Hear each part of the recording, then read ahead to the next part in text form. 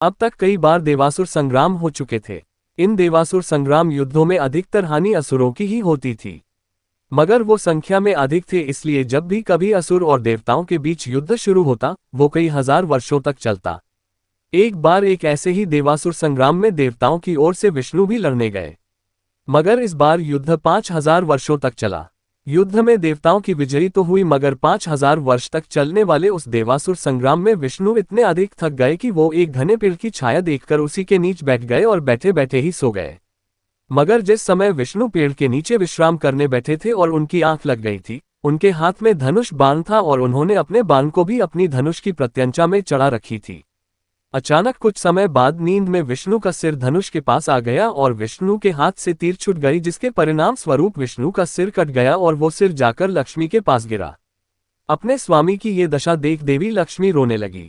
तभी वहां माता जगदम्बा प्रकट हुई और लक्ष्मी जी से कहा कि ये सब तुम्हारे एक शाप के कारण हुआ है। माँ जगदम्बा देवी लक्ष्मी को याद दिलाती हैं कि एक दिन जब विष्णु मन ही मन किसी कारण हंस रहे थे तो तुम्हें लगा वो तुम्हें देखकर हंस रहे हैं, इसलिए तुमने अपनी पति का सिर कट जाने का श्राप दे दिया।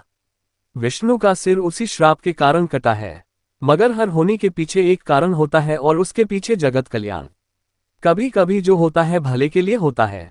इस समय संसार में एक अश्वमुख वाले असुर हयग्रीव ने आतंक मचा रखा है। उसने वरदान ले रखा है कि उसे केवल वही योद्धा हरा सकता है जो उसके जैसा अश्वमुखी हो। तभी वहां ब्रह्मा जी सभी देवताओं के साथ आ जाते हैं। तब देवी भगवती ने देवताओं को दानव हयग्रीव के वध का उपाय बताया, जिसके बाद ब्रह्मा जी एक घोड़े का सिर काटकर ले आए और उसे विष्णु के धड़ से जोड़ दिया। विष्णु के धड़ पर अश्व का शीश जुड़ते ही वो फिर से जीवित हो उठे और उन्होंने अपने समान दिखने वाले भयंकर असुर हयग्रीव का अंत कर दिया। 1